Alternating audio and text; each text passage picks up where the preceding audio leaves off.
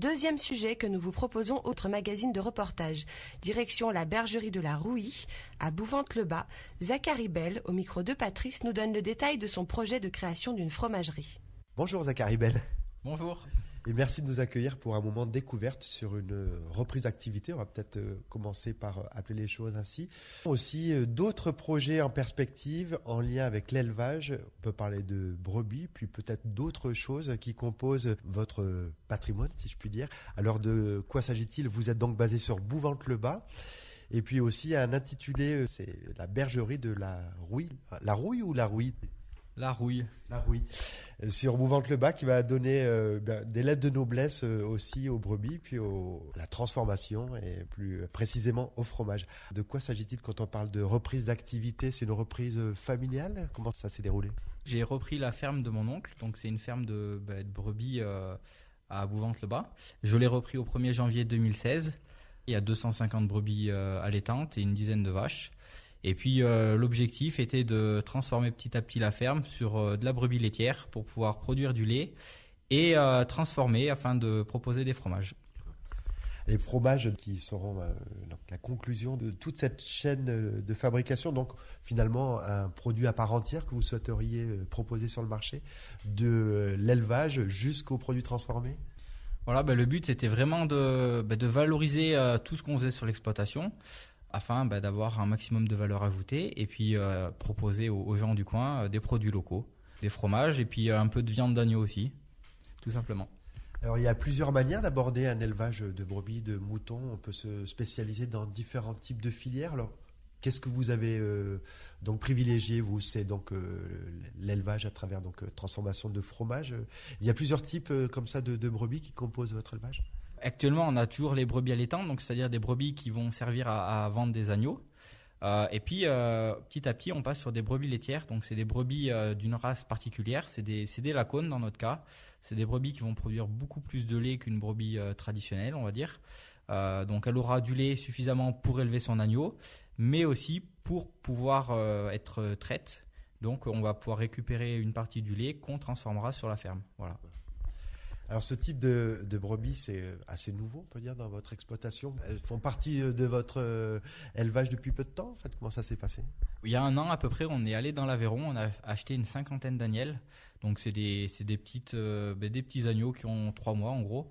On les a ramenés et du coup on les élève depuis le printemps dernier pour être prêts au printemps prochain, donc février 2017, à pouvoir faire du lait tout simplement.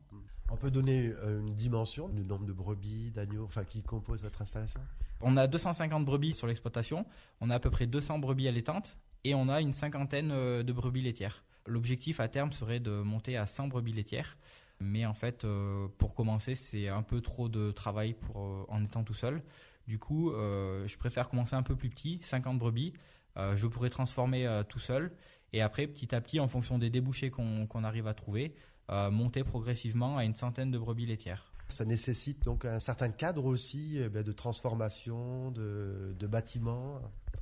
Oui, alors du coup, pour accueillir les brebis laitières, on a dû faire quand même pas mal de modifications sur l'exploitation. Depuis juin, on est en train de construire un nouveau bâtiment. Le bâtiment, il va servir à abriter 2 choses. Une première chose qui sera la salle de traite, donc pour traire les brebis tout simplement, et une deuxième partie où on aura une partie transformation avec un labo, des caves d'affinage pour pouvoir affiner les fromages, et puis une petite partie magasin où on pourra accueillir le public qui viendra sur la ferme. Est-ce qu'il y a aussi une notion d'itinérance avec les fromages qui pourront peut-être investir des marchés ou d'autres formes commerciales? Voilà, après en termes de débouchés, il y a plusieurs choses qui sont envisagées, mais l'une d'elles est la vente sur les marchés. L'objectif est d'aller rencontrer les gens parce que je suis pas sûr que les gens d'eux-mêmes viennent à Bouvante. L'idée c'est d'aller faire les marchés. Alors on avait en tête plusieurs marchés, peut-être le marché de Saint-Jean le jeudi, peut-être aussi le marché de Saint-Marcelin et le marché de Villars. Voilà, c'est des choses qu'on a en tête, c'est pas forcément défini. Et dans le cadre de ce développement de marché, on a l'idée d'acheter une remorque de marché. Voilà.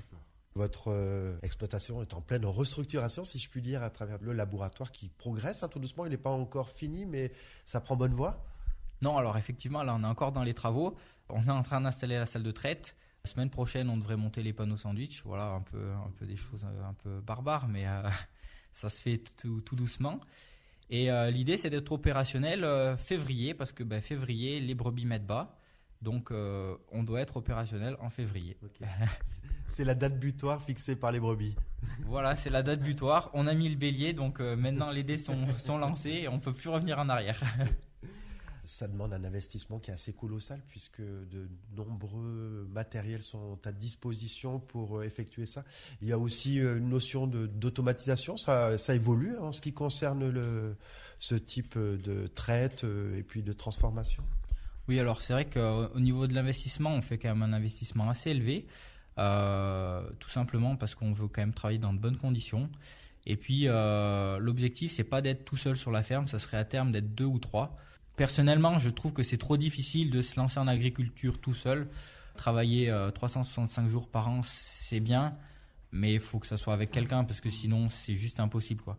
Donc du coup, c'est vrai qu'on a un investissement un peu élevé. On a notamment fait une salle de traite assez moderne, j'ai envie de dire, avec des choses comme le décrochage automatique. Voilà, le but du jeu, c'est que les brebis soient traites le plus vite possible et le mieux possible. Parce que de toute façon, si on veut faire des fromages de qualité, il faut qu'on ait un lait qui soit irréprochable. Et puis, pour la petite histoire, l'année dernière, j'avais 10 brebis laitières, donc on a fait quelques tests. J'avais acheté un petit chariot de traite, voilà, un chariot de traite neuf, mais on a eu un souci de manomètre dessus. C'est quelque chose qui permet de réguler la pression. Et on a eu des mammites, c'est des infections de la mamelle. On a perdu, sur 10 brebis, on en a perdu 5. Quelque chose d'assez lourd. Et c'est vrai que comme première expérience, c'était un peu violent. Donc du coup, j'ai vraiment décidé de mettre le paquet sur la salle de traite pour qu'on n'ait aucun souci de ce côté-là, quoi. D'accord. Un petit grain de sable peut avoir des conséquences dramatiques finalement. Oui, les brebis, c'est des animaux vraiment sensibles, plus sensibles que la vache, plus sensibles que la chèvre. Et le moindre souci, en fait, la brebis est foutue, quoi. On peut pas la rattraper, à moins de lui faire des antibiotiques jusqu'à ce qu'il en sorte par les yeux. C'est pas ce que j'ai envie de faire. Donc du coup, on fait un maximum pour que la brebis se porte le mieux possible, quoi. Alors Zachary, vous avez aussi une formation en regard avec l'élevage ou l'agriculture. Qu'est-ce qui vous a aussi passionné pour en arriver là? Alors, moi, je suis depuis toujours passionné par l'agriculture. C'est mon grand-père qui m'a donné la passion. Voilà. Et puis, j'ai fait une école d'ingénieur agronome à Lyon, c'est l'ISARA. J'ai fait ça pendant 5 ans. Après ces 5 ans, je suis parti 2 ans aux Pays-Bas pour faire un master de spécialisation dans les nouvelles technologies en agriculture. Et puis après ces 2 ans, j'ai travaillé pour Kinan. Alors c'est une société de mélangeuses qui vend des mélangeuses pour les fermes, tout simplement. Le but, c'est de mélanger tous les aliments qu'on trouve à disposition pour avoir la meilleure valorisation de ration possible. Donc j'étais vraiment dans le monde de l'élevage. Et puis en fait, je faisais du conseil technique pour cette société. C'est-à-dire que j'étais responsable en gros du quart sud-est de la France. Et dès qu'un éleveur achetait une mélangeuse de la marque Kinan, j'allais voir l'éleveur. Parce que tout simplement, quand un éleveur achetait une Kinan, il y avait un engagement de rentabilité derrière. L'objectif, c'était de lui vendre une Kinan, mais de lui dire, voilà, on te vend une machine, ça a un certain prix, mais derrière, on va travailler avec vous, avec toi, pour arriver à rentabiliser la machine. Et pas que ça te coûte de l'argent, mais que ça te permette de gagner un peu plus. Voilà, c'était vraiment ça l'idée de la société. Et du coup, j'ai fait ça pendant 5 ans. Donc pendant 5 ans, j'ai aidé des éleveurs à optimiser leur exploitation au travers d'une mélangeuse. Je me suis pas mal déplacé, j'ai fait ça pendant 5 ans. Et puis au bout de 5 ans, je commençais à en avoir un peu marre, tout simplement. Le travail, c'était quand même assez prenant, 70 heures par semaine à peu près. Je faisais 100 000 km de voiture. Quand on veut avoir une vie de famille, c'est juste pas possible de travailler comme ça. Donc mon oncle prenait sa retraite et c'est vrai qu'il y avait une belle opportunité de ce côté-là. J'avais la passion de l'agriculture et du coup, c'était comme une évidence de reprendre la ferme. D'accord. Aussi, toute votre expérience de passé, notamment de ces mélangeuses, c'est quelque chose que vous conservez, les Kinan, sur votre exploitation? Non, alors du coup, j'ai pas de mélangeuse Kinan sur mon exploitation, tout simplement parce que c'est quand même un matériel assez pointu. Quand on se lance en agricole comme ça, on peut pas investir dans une machine comme ça du premier coup. Il y a quand même d'autres choses à faire avant qui permettent de déjà bien travailler. Voilà. Faut pas mettre la charrue avant les bœufs, on va dire. Bon, en tout cas, vous êtes bien au fait en ce qui concerne les technologies un peu naissantes, novatrices en matière d'élevage, de traite, transformation. C'est vrai que c'est quelque chose qui me tient à cœur. Je pense que l'élevage en général, c'est un métier d'avenir. Il ne faut pas vivre dans le passé, il faut vraiment aller de l'avant. Il y a de belles choses à faire, je pense. Ça a été l'objet aussi d'un appel à participation concernant votre initiative sur peut-être un site spécifique qui recense comme ça des projets innovants. Comment vous en êtes arrivé à vous retrouver sur Internet et qu'est-ce que vous avez choisi comme axe pour promotionner votre activité ? Pour essayer de promouvoir un peu notre activité et puis de nous aider financièrement, on a décidé au mois d'août de faire un financement participatif, c'est-à-dire simplement de demander aux gens qui croyaient en notre projet de nous soutenir au travers un site qui s'appelle KissKissBankBank. Et le but du jeu, c'était de présenter notre projet. Et si les gens adhéraient à ce qu'on voulait faire, donc dans notre cas, nous aider à financer une remorque de marché, les gens pouvaient simplement faire un petit don. Et en échange de ce don, on s'engageait à fournir des contreparties, tout simplement. Sans cette aide, c'est vrai qu'il va être plus difficile de financer la remorque. Alors, c'est pas impossible, mais c'est vrai que ça donne un petit coup de pouce. Ça permet d'avoir peut-être quelque chose d'un peu mieux, d'un peu plus sympa. Et puis aussi, il y a un autre aspect qu'on voulait mettre en avant dans ce financement participatif. C'était aussi d'impliquer les gens dans un projet local, tout simplement. Et ça répond bien. Depuis que vous avez posté sur Internet votre démarche, il y a des retombées ? On a commencé le financement participatif il y a 1 mois à peu près. L'objectif était de récolter un minimum de 3 000 euros parce que tout simplement, on voulait quand même que la somme soit quand même un peu conséquente. Au jour d'aujourd'hui, on est à un peu plus de 3 500 euros. Voilà, il reste une quinzaine de jours pour participer. Et c'est vrai qu'on aurait vraiment bien aimé à recueillir 5 000 euros. Voilà. D'accord. Tout simplement parce qu'une remorque de marché, c'est un investissement relativement élevé. En neuf, il faut compter 20 000 euros à peu près. Donc nous, on ne veut pas spécialement acheter une remorque neuve, mais une petite remorque d'occasion, ça serait déjà vraiment bien pour commencer. Mais c'est vrai que c'est tout de suite 8-10 000 euros. C'est vrai que si on arrive à recueillir 5 000 euros, c'est tout de suite beaucoup plus facilement envisageable d'acheter quelque chose. Alors, quelle est la date butoir pour cet appel à contribution ? La date butoir est le 4 décembre. Okay. Donc ça fera 45 jours que le projet sera en ligne et on espère avoir un maximum d'argent, tout simplement. Alors, toutes celles et ceux qui souhaitent vous donner un petit coup de pouce, Zachary, rendez-vous sur le site KissKissBankBank.com. C'est un site qui est référencé pour ce type d'initiative. Oui, c'est un site spécialisé dans le financement participatif. Donc, il suffit d'aller sur le site KissKissBankBank. Vous tapez dans la petite barre de recherche une fromagerie qui roule et vous allez tomber tout de suite sur notre projet. Eh bien, on vous souhaite une bonne continuation et ce labo finalement qui, quand il sera terminé, donnera encore une proposition supplémentaire de fromage sur le Royan. Vous avez après une appellation, ce sera la Bergerie de la Rouille. On vous retrouvera sous cet intitulé. Voilà, on sera l'intitulé de la fromagerie, c'est la Bergerie de la Rouille. Tout simplement parce que la Rouille, c'est le lieu-dit de la ferme. Voilà. Et on rappelle donc que vous êtes situé sur Bouvante-le-Bas. Hein, c'est ça.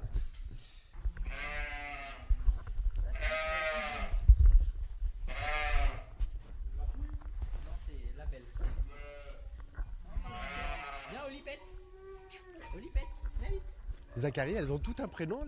On dirait que je vois un collier avec Lucette. Oui, elles ont tout un prénom, mais ça c'est ma copine. Elle voulait qu'on puisse les identifier facilement. Puis c'est vrai que elles ont un numéro, mais c'est pas forcément facile à voir. Puis c'est pas très très sympa. Du coup, on leur a mis un petit nom et du coup on les reconnaît facilement. Et puis voilà, là c'est Lucette qui saute tout le temps. Donc on sait que c'est elle, on la reconnaît bien. Elles ont l'air bien domestiques. Ah, elles sont super sympas et on les caresse souvent. Alors elles viennent nous voir, elles mordillent et puis voilà, quand on les gratte, il y en a même qui remuent la queue. Il y a des différences, des fois de comportement, sont plus ou moins familières selon les races de moutons, de brebis. Les lacones, ça se rapproche vraiment de la chèvre. C'est vraiment familier, c'est vraiment très domestique. Après, les brebis allaitantes, c'est de la race préalpe. Ça, c'est beaucoup plus sauvage. Quand on va les voir, elles ont plutôt tendance à s'en aller. D'accord. Et là, les lacones, il y en a un certain nombre ici. Là, donc il y a 50 brebis lacones. Et puis il y a 2 brebis toutes noires. C'est des préalpes, mais qui sont ressorties noires l'année dernière. On n'avait que des brebis blanches et puis on a eu 2 agneaux tout noirs. Ah oui. Donc du coup, on les a gardés. Alors il y a Olipette et puis il y a la petite Zora. Voilà. Olipette, viens vite ma biquette. Et voilà, viens vite ma biquette. Viens Olipette, Olipette. Viens Olipette, allez. Oh, c'est incroyable. Dépêche-toi, allez. Et puis elle vient. Hein. Ouais, elle vient, elle est dressée. Quand elle est en forme, elle donne la patte. Ah ouais. Viens, Olipette. Moi, ma biquette, c'est bien ma biquette. Voilà. Hein, ma biquette? Ouais. Oui, c'est une bonne biquette. C'est une bonne biquette. Voilà. Elles n'ont pas tout à fait la même toison que les autres, enfin ce type de laine aussi. Non, normalement les brebis lacones ont peu de laine. Après, c'est vrai que celles-là, ça fait plus d'1 an qu'elles sont pas tondues, donc elles en ont quand même pas mal. Après, la laine, ça peut être aussi un revenu supplémentaire ou... Alors la laine, on a toujours, on me dit toujours que ça rapporte quelque chose, mais en fait, faut savoir que ça paye même pas le tondeur. Ah oui, d'accord. On les tond pour leur bien-être, pour qu'elles se sentent bien et puis qu'elles aient pas trop chaud en été. Quand on vend la laine, ça paye pas le tondeur. Voilà. Donc, ça rapporte rien. Les brebis sont toutes échographiées pour savoir le nombre d'agneaux qu'elles vont faire. Et voilà, quand elles ont un point bleu, c'est dire qu'elles attendent des doubles. Et quand elles ont pas de point, c'est qu'elles vont attendre un simple. Voilà. Ça permet vraiment de mieux soigner les brebis. Et ça, c'est un vétérinaire qui vient faire des analyses ou comment ça se passe? Non, c'est une personne de la coopérative de l'agneau soleil qui vient et qui échographie les brebis. Voilà. C'est vraiment un truc particulier. Hein. C'est pas le vétérinaire. Non, on va aller de l'autre côté. Hein. Vous allez voir la différence.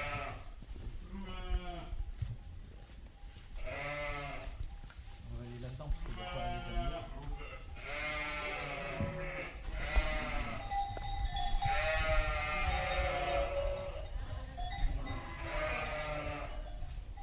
Ah oui, effectivement. C'est pas tout à fait le même comportement entre celles qui arrivent pour vous saluer et puis les autres qui sont un petit peu effrayées. Selon les races, il y a vraiment tout à fait effectivement des choses complètement différentes. Je pense que les brebis, elles sont sélectionnées en fonction de ce qu'on veut en faire. Et les brebis laitières, elles sont traites 2 fois par jour, donc elles sont vraiment habituées à l'homme. Ouais. Donc elles viennent vraiment nous voir. Et les brebis allaitantes, c'est des brebis qu'on va laisser pâturer tout l'été dehors. Donc du coup, elles sont beaucoup plus craintives et elles ont plus un esprit troupeau, on va dire. Quand elles ont peur, elles vont se regrouper et puis elles vont avoir tendance à faire le cercle pour se protéger tout simplement. Ah, c'est incroyable, hein? Ouais, c'est On a vraiment stupéfiant. l'impression qu'elles se ressemblent, mais c'est pas du tout les mêmes. Hein. Et puis c'est là pour les attraper, il faut se lever tôt le matin. Hein. Ouais. Ça se laisse pas faire. Et là, la frisée, c'est quoi? C'est une préale? C'est un mérinos. La chelue. Ah oui, c'est donc la mérinos. Ça c'est une mérinos, la bien chevue là. Ah oui. Ça par contre, on voit que la laine elle est beaucoup plus fournie. Ah oui, elle a été complètement. Voilà. Et celle-là par contre, quand on les tond, la laine a un peu plus de valeur parce qu'elle est de meilleure qualité. Et du coup, ça arrive quand même à payer le tondeur. Voilà, D'accord. tout simplement. Et sinon, une préalpe ou une mérinos, ça a beaucoup moins de laine. On voit que ça a plus, ça a tendance à avoir que le dos en fait en laine. La laine est de moins bonne qualité, il y en a beaucoup moins. C'est pas très intéressant de ce côté-là. Mais par contre, on voit que c'est des brebis beaucoup plus conformées. Elles sont beaucoup plus costauds qu'une mérinos. C'était Zachary Bell au micro de Patrice depuis la bergerie de la Rouilly pour nous parler de son projet de création de fromagerie, un projet qui fait d'ailleurs appel à participation sur Internet. Alors vous aurez tout le détail concernant cet appel à participation très prochainement en ligne, associé au podcast du reportage, rubrique à portée de voix sur notre site www.radioroyan.fr.